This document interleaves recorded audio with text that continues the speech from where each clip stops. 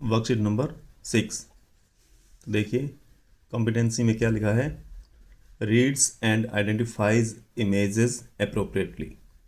नीचे इसने क्या है, इमेजेस दी है और उनको हमने आइडेंटिफाई करके उनके नाम लिखने की उनको क्या कहते हैं। See the pictures and answer the questions using words given in the box. देखिए यहाँ बॉक्स में हमें वर्ड्स दिए हैं और यहाँ पिक्चर्स दी है। तो देखिए फर्स्ट जो है वो इंसान जो इलेक्ट्रिसिटी का काम करता है क्या कहलाता है, इलेक्ट्रीशियन।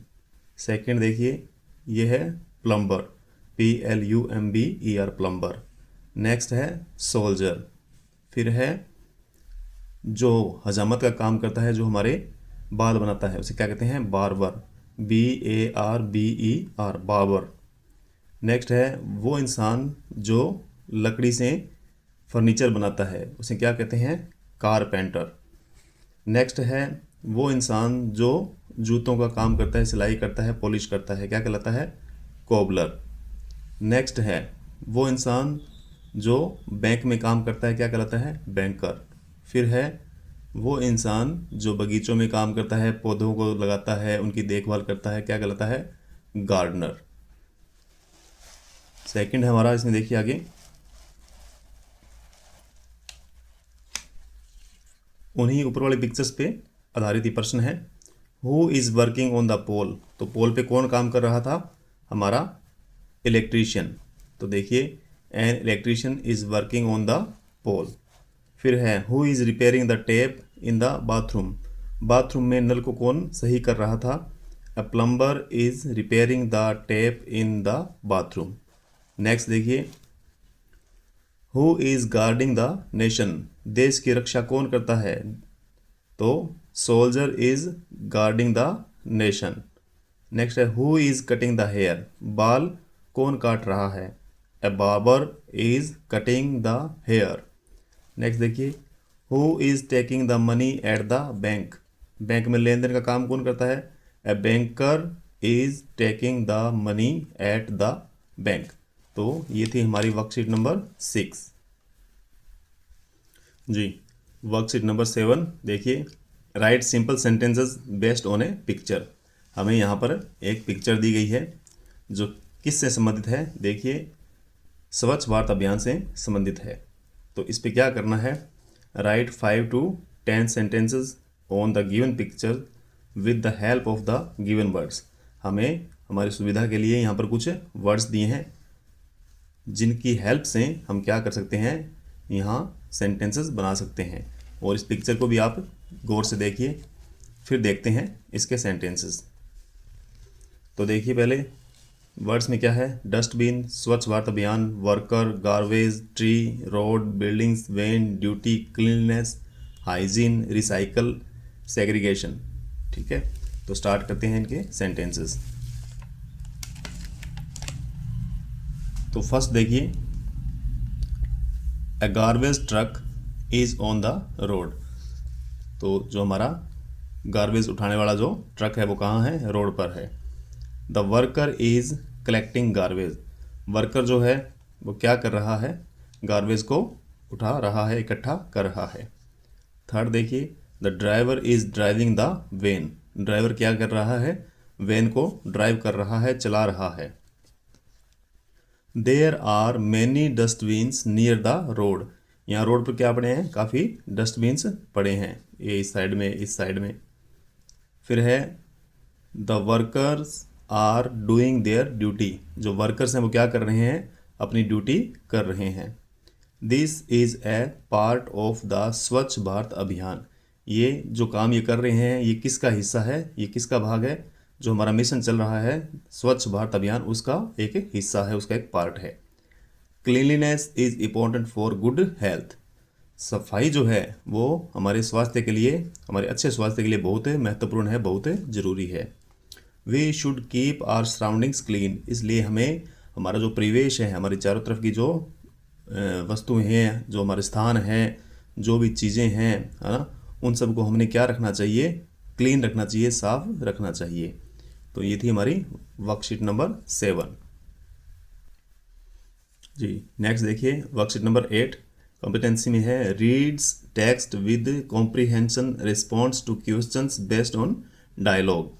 ये एक यहाँ नीचे डायलॉग दिया गया है, मतलब आपस की एक बातचीत दी गई है दो लोगों के बाद बीच में, और इसको पढ़ना है। फिर नीचे दिए हुए क्वेश्चन जो है उनके आंसर देने हैं, इसको पढ़ के इसके बिहाफ पर इस पर आधारित read the following conversation and answer the questions.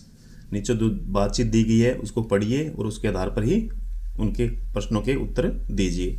तो स्पीकर पहला कहता है नमस्ते uncle, good to see you jogging, कि नमस्ते अंकल, आपको जॉगिंग करते हुए देखकर अच्छा लगा। स्पीकर सेकंड कहता है hello dear, congratulations for your job, कि हाँ डियर बहुत बढ़िया, और आपको आपकी जो जॉब लगी है उसके लिए बहुत बहुत बधाई।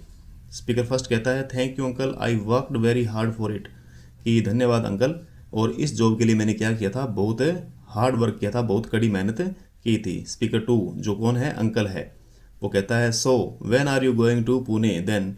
तो इससे पता चलता है कि उस इंसान की जो स्पीकर फर्स्ट है उसकी जॉब कहाँ लगी है, पुणे लगी है। तो वो अंकल पूछता है सो, तो बताइए when are you going to Pune then, तो तुम पुणे कब जा रहे हो। स्पीकर फर्स्ट जो हमारा है वो कहता है my train is on the day after tomorrow, तो कहता है मेरी ट्रेन जो है वो कल के बाद नेक्स्ट जो डे है तब मेरी ट्रेन है, तब मैं वहाँ जाऊँगा या जाऊँगी। स्पीकर टू कहता है गुड, बहुत अच्छा, ट्रेवल सेफ, है ना, कि आपकी यात्रा जो है वो सेफ हो और ढंग से यात्रा करें। तो अभी देखिए इसके प्रश्न क्या कहते हैं। पहला प्रश्न है who do you think are engaged in this conversation, कि आपके हिसाब से ये जो बातचीत हो रही है इसमें कौन कौन एंगेज्ड है, यानी कौन कौन शामिल है। तो एक स्टूडेंट और एक टीचर, ये तो बिल्कुल नहीं है क्योंकि स्टूडेंट का कहीं नाम नहीं आया और टीचर का कहीं नाम नहीं आया।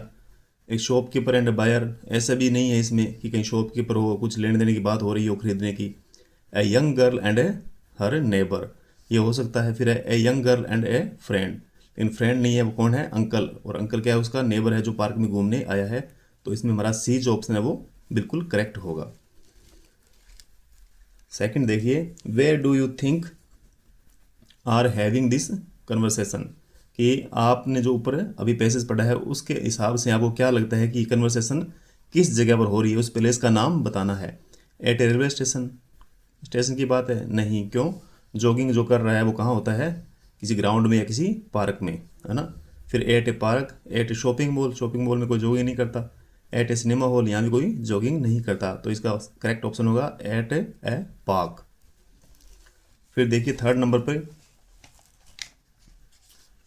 क्या दिया है, identify the mood of the speaker in the following sentence, oh congratulations on the job dear, है ना। तो इसमें जो अंकल बोल रहा है उसको कॉन्ग्रेचुलेशंस दे रहा है उसकी जॉब पर, तो उसका मूड कैसा है बोलते समय। स्पीकर इज एंग्री, क्या वो गुस्से में है। स्पीकर इज बोर्ड, क्या वो बोर हो रहा है। स्पीकर इज हैप्पी, क्या वो खुश है। स्पीकर इज सैड, क्या वो दुखी है। तो नहीं, हमारा ऑप्शन होगा इसमें सी, स्पीकर इज हैप्पी, बोलने वाला जो है वो बहुत खुश है। फिर नेक्स्ट देखिए the girl is going to Pune because, जो लड़की है वो पुणे क्यों जा रही है, क्यों, बिकॉज क्योंकि, सी गोट ए जॉब देयर, उसकी वहाँ जॉब लगी है, उसे वहाँ नौकरी मिली है। तो ये थी हमारी वर्कशीट नंबर 8। नेक्स्ट है वर्कशीट नंबर 9, कॉम्पिटेंसी में है rights simple sentences on A topic situations using appropriate punctuations, कि हमें क्या करना है, नीचे कुछ look at the given picture and answer the following questions using appropriate punctuations. नीचे हमें कुछ तस्वीरें दी है और उनको देख के हमने पहले तो उनके कुछ नाम लिखने हैं कि जो तस्वीरें दी है वो किस फेस्टिवल की है, किस त्यौहार की है। पहले उनके नाम लिखने हैं और फिर कुछ क्वेश्चन दिए हैं उनको हमने आंसर करना है। तो देखिए पहली जो तस्वीर है वो किसकी है, वैसाखी की। वैसाखी, ये पंजाब का त्यौहार है वैसाखी, सिख धर्म के लोग इसे बनाते हैं। फिर है रक्षाबंधन, नेक्स्ट है होली, फिर है क्रिसमस, फिर है दिवाली और फिर है ईद। तो इस तरह से ये 6 पिक्चर दी है और 6 के हमने नीचे क्या करना है, इन फेस्टिवल्स के नाम लिखने हैं। देखिए list the festivals that are being celebrated in the picture. इन तस्वीरों में कौन से फेस्टिवल्स, कौन से त्यौहार मनाए जा रहे हैं, उसका हमें यहाँ जिक्र करना है, मेंशन करना है, यहाँ लिखना है। तो देखिए फर्स्ट है Baisakhi, second Rakshabandhan, third Holi, fourth Christmas, fifth Diwali और लास्ट में हमारी ईद। फिर इस पे आधारित कुछ क्वेश्चंस इसने यहाँ दिए हैं। देखिए name the festivals that you are celebrate with your family and friends. तो इसमें आपने इसका आंसर देना है। देखिए I celebrate Diwali, Holi, Rakshabandhan and Eid with my family and friends. तो हमारा क्वेश्चन था कि आप उस फेस्टिवल्स का नाम बताइए या उन फेस्टिवल्स के नाम बताइए जो आप अपनी फैमिली और अपने फ्रेंड्स के साथ मनाते हैं, सेलिब्रेट करते हैं। तो हमारा था answer I celebrate Diwali, Holi, Rakshabandhan and Eid with my family and friends. Next जो हमारा है वो है which is your favourite festival and why. आपका पसंदीदा त्यौहार कौन सा है और क्यों है। तो देखिए मैंने मेरे हिसाब से लिखा है my favourite festival is Holi because it is the festival of colours. Last time हमारा फोर्थ नंबर पर how do you celebrate it, कि आपका जो फेवरेट फेस्टिवल है आप उसको कैसे सेलिब्रेट करते हैं, कैसे मनाते हैं। तो देखिए I wear old clothes on this day, मैं इस दिन पुराने कपड़े पहनता हूँ। क्यों? क्योंकि हम फिर कलर खेलते हैं। Playing colours with my friends, दोस्तों के साथ कलर खेलते हैं। I celebrate it with zeal and happiness, मैं इसे उत्साह और खुशी के साथ में सेलिब्रेट करता हूँ, मनाता हूँ। तो ये थी हमारी वर्कशीट नंबर 9।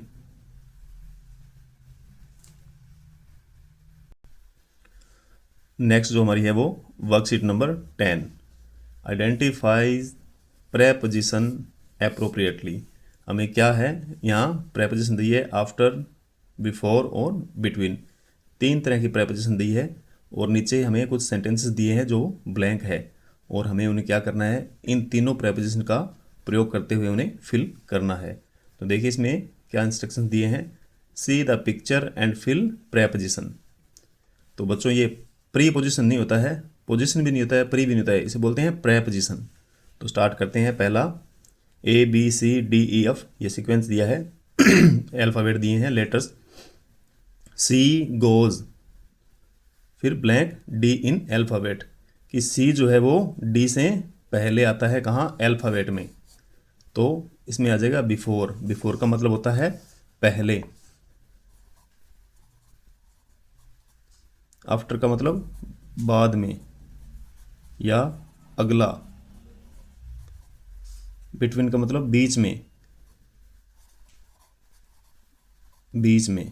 और कितनों के बीच में, 2 वस्तुओं के बीच में या 2 चीज़ों के बीच में, 2 मनुष्यों के बीच में। और ज़्यादा अगर हो तब आता है अमंग। तो देखिए she goes before D in alphabet. Next है 9 कम्स आफ्टर 8, 8 के बाद में 9 आता है, तो आफ्टर। इसी तरह नेक्स्ट है ये पुलिस है और चोर के पीछे भाग रही है, पीछे, पीछे मतलब आफ्टर। देखिए the police man was running after the thief, चोर के पीछे भाग रही है। नेक्स्ट है Raju is standing between his mother and father. क्यों? राजू जो है वो कहाँ खड़ा है, 2 लोगों के बीच में। 2 लोग कौन से हैं उसके, पेरेंट्स हैं, मदर और फादर, इसलिए आया है बिटवीन। फिर है wash your hands after using the toilet. और अगर यहाँ लिखा होता मान लो ब्रेकफास्ट, लंच या डिनर, तब यहाँ आ जाता wash your hand before, before. ठीक है, तो आफ्टर का मतलब बाद में, बिफोर का मतलब पहले। तो इसमें दिया है wash your hands after using the toilet. Toilet का यूज़ करने के बाद में हमें बाद में, आफ्टर, अपने हैंड वॉश करने चाहिए।